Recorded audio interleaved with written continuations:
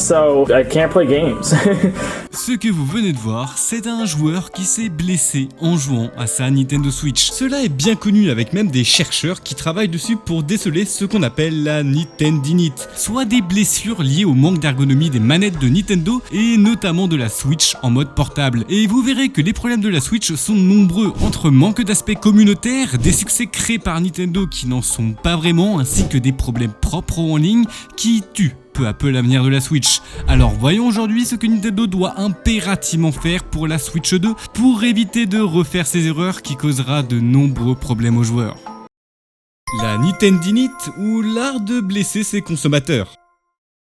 En juin 2014, une équipe de recherche dans PubMed et Umbraz publie une étude sur une mystérieuse maladie qu'ils ont nommée la Nintendinite, soit les tendinites causées par l'utilisation de consoles Nintendo. Cet article a fait grand bruit dans toute la communauté avec plus de 38 cas recensés, certains allant d'une simple tendinite nécessitant du repos jusqu'à d'autres où l'acte chirurgical est nécessaire. La Nintendinite est bien connue et ce depuis les premières consoles de Nintendo, avec le joystick de la Nintendo 64 causant des cloques au pouce. Pire, ça reste la Nintendo Wii, avec carrément une appellation pour ce type de blessure, la Winite.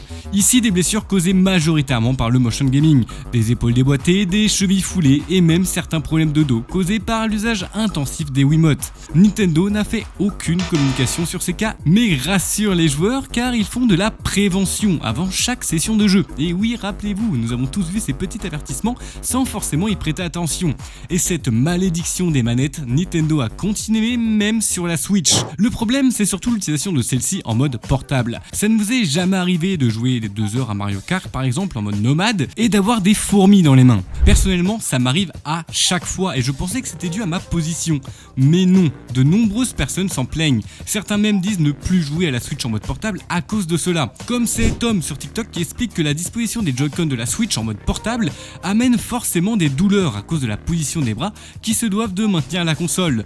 Le manque d'ergonomie de la Switch est flagrant et heureusement il existe des moyens d'éviter ce genre de problème en achetant des accessoires tiers comme les Joy-Con Grip qui ajoutent des petits emplacements pour poser sa main. Et c'est vrai que si vous avez des mains d'adultes, c'est quasiment nécessaire. Donc si vous avez mal en mode portable, eh bien dites-vous que vous n'êtes pas seul. Il faut absolument que Nintendo résout ces problèmes pour la prochaine Switch car c'est un problème qui est connu mais dont peu de gens discutent, mis à part sur les forums. Et Nintendo fait un silence radio sur ces sujets. Mais ce n'est pas les seuls problèmes que Nintendo laisse en suspens. Et je pense que tous les joueurs qui ont déjà fait une partie en ligne de Smash Bros connaissent déjà la deuxième problématique. Le online de la Switch, une limitation qui tue le futur de Nintendo. This here is my Nintendo Switch, and this right here is 1000 megabits per second internet. Today we're going to see what happens when we connect 1000 megabits per second internet to our Nintendo Switch. 47.5 megabits per second. Wow, that is very slow. 47 mégabits par seconde contre 1000 sur un PC. C'est 95% de la connexion qui n'est pas utilisée et c'est énorme. Et là encore, ce youtubeur est branché en port Ethernet. C'est bien pire avec la Wi-Fi, sachant que la puce gère très mal la Wi-Fi 5 GHz. Alors pour simplifier, c'est la Wi-Fi la plus performante de vos routeurs. Ce qui amène forcément à ce genre de cas sur Smash Bros. Heureusement que Nintendo ne montre pas nos pings en jeu, je pense que cela en décoûterait plus d'un. Ce problème est bien connu des joueurs Nintendo, mais sachez que cela va un peu plus loin que de simples lags, car cela nuit totalement au futur de la Nintendo Switch.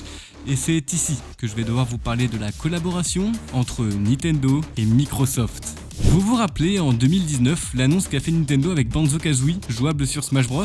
Peu de temps avant nous avions eu Steve aussi, chose assez improbable d'avoir des personnages hors licence de Nintendo. Et bien cela, c'était pour préparer la plus grosse collaboration de l'histoire entre Nintendo et Microsoft, papa de Windows. Et cette collaboration ne s'arrête pas aux personnages de Smash Bros bien sûr, car elle donne une exclusivité à un système tout entier qui se nomme le Cloud Gaming. Voici Control, jeu sorti en août 2019. Sur la vidéo que je vous montre, le jeu tourne sur une simple Switch et la qualité est vraiment incroyable contrairement aux autres jeux de Nintendo. Mais alors comment ils ont fait ? Eh bien car c'est l'un des rares jeux utilisant le cloud gaming. En gros, le jeu ne tourne pas sur ta Switch mais sur des serveurs qui, une fois le jeu rendu, envoie l'image sur la Nintendo Switch. La Switch n'a plus qu'à calculer et envoyer les inputs créés par les joueurs. Et voilà, nous avons un jeu de qualité sans pour autant utiliser les performances de la Switch. C'est une avancée majeure pour Nintendo, mais c'est ici aussi que les problèmes viennent s'accumuler. Déjà les performances du en ligne, car oui, il faut une bonne connexion pour faire du cloud gaming. Et si un joueur ayant une fibre de 1 Go se retrouve avec une Switch n'utilisant que 5% de celle-ci, je vous laisse imaginer les joueurs utilisant de l'ADSL, c'est juste injouable. Microsoft commence à reculer sur cette technologie, en tout cas sur la Nintendo Switch, car il existe bien évidemment le même dispositif pour les joueurs du Game Pass, avec lequel tu peux jouer aux jeux même depuis ton smartphone. Mais la collaboration ne s'arrête pas qu'à des simples titres en cloud gaming, car elle inclut aussi le Game Pass, ici un Netflix du jeu vidéo. Mais Nintendo a reculé et de nombreuses personnes spéculent sur l'arrêt de cette feature. Cela viendrait aussi de Nintendo refusant catégoriquement qu'un autre constructeur puisse vendre ses jeux sur la Nintendo Switch, car oui, pour chaque jeu disponible sur Switch, Nintendo prend une commission, même sur les jeux indépendants. Et donc cela ne plaît pas à la firme japonaise d'accepter que les joueurs puissent jouer à des jeux sans avoir à payer leur commission. Et c'est ici que le projet est peu à peu abandonné, mais c'est aussi ici que Nintendo détruit l'avenir de sa Nintendo Switch. Aujourd'hui, il y a de nombreuses consoles portables qui sortent, des mini-PC, des Steam Deck, bref, des consoles bien plus performantes, qui pour certaines peuvent même faire tourner des émulateurs Switch, et qui, elles, possèdent le cloud gaming pour les plus gros jeux AAA. Des concurrents de taille pour Nintendo qui n'arrivera jamais à suivre la cadence s'il n'accepte pas de s'ouvrir aux autres technologies. C'est pour cela que, à mes yeux, si la Switch 2 ne possède pas de cloud gaming et se noie toujours dans les problèmes de connexion, cela la fera mourir dans l'œuf. Le monde du jeu vidéo évolue à grands pas, mais Nintendo, eux, restent bloqués sur leur position, et tout cela dû à leur philosophie d'entreprise qui, aujourd'hui, semble plus ou moins handicapante. La philosophie de Nintendo qui nuit à sa communauté. Ici, nous n'allons pas parler des remakes et des problèmes des jeux Nintendo en soi, mais bien de sa gestion de la communauté. Si l'on fait le point sur les éléments communautaires de la Switch, nous sommes clairement dans les années 2010. Impossibilité d'envoyer un message privé, aucune page perso comme l'on peut retrouver sur Steam ou sur d'autres consoles. La création de contenu aussi est bridée, car contrairement à la PS5 ou bien la Xbox, la Switch ne possède pas d'outils pour streamer directement sa console. Donc il faut encore passer par un boîtier d'acquisition, comme à l'époque. Impossibilité pour les joueurs aussi de se partager les jeux, comme avec le Remote Play Together. En gros, un système qui permet de jouer à des jeux en local, mais directement en ligne. Et pourtant, eh bien la communauté est super active. Mais elle est obligée de passer par des sites, des forums, des Discord, enfin bref, tout ce qui est hors Nintendo. Après, c'est pas faute d'avoir essayé, Je vous présente l'application Nintendo Online, disponible sur Android et iOS. Tu peux y personnaliser ton Mi, mais surtout avoir accès à un chat vocal, mais personne ne l'utilise car quitte à avoir son téléphone près de toi, autant avoir Discord, c'est bien plus généraliste. D'ailleurs, je vous invite à rejoindre celui du Ko-fi si vous cherchez des joueurs avec qui jouer, et par la même occasion de vous abonner à la chaîne si ce n'est pas déjà fait. Et tous ces problèmes, eh bien c'est dû à une seule chose, la politique de l'entreprise de Nintendo. On fait les choses par soi-même et surtout on ne prend pas de risques financiers, ou en tout cas on n'en prend plus. Ça, c'est Netflix qui tournait à l'époque sur 3DS. Et oui, Netflix disponible directement via ta DS. Alors la qualité reste vraiment à désirer, mais ça a existé jusqu'en 2021. Mais alors pourquoi avoir arrêté? Plusieurs facteurs, mais surtout, encore une fois, eh bien... Oui, en fait Netflix fait payer à toutes les entreprises utilisant leurs services sur leur plateforme un DRM. En gros, ça permet de protéger le contenu et de le crypter, donc si tu n'as pas le code d'accès, eh bien ton contenu ne s'affiche tout simplement pas. Et ça, c'est payant. Et Nintendo refuse catégoriquement de remettre des fonds dans Netflix.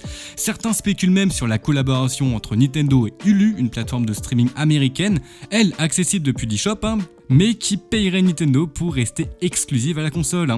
Pourtant, cela n'empêche pas Nintendo d'annoncer qu'ils veulent que leur console reste une console et non pas un outil tout en un. Ça pue l'hypocrisie. Il faut que la Nintendo Switch s'accompagne d'un changement de politique de Nintendo, qu'elle soit symbole de la liberté et de l'accessibilité, que celle-ci donne aux joueurs la possibilité de discuter, d'interagir et de surtout partager. Et ça, c'est la tare de Nintendo. Et c'est cela qui engendre énormément de problèmes, surtout sur la Switch, console bien plus isolée que les précédentes. Mais pourtant, cela n'empêche pas Nintendo de regarder ce qui se fait ailleurs et d'essayer de copier, mais sans comprendre l'essence même de la fonctionnalité. Les succès et trophées de la Nintendo Switch. Alors imaginez-vous, vous êtes en pleine partie de Dark Souls, vous terminez le dernier boss et retentit dans vos oreilles ce doux son d'un succès déverrouillé. Et bien ça, les joueurs Nintendo n'ont pas cette satisfaction puisque la Switch est dépourvue de succès ou bien même de trophées. Enfin, quasiment. Voilà les points My Nintendo. Un système de récompense apparu sur la Switch mais sans vraiment faire trop de bruit.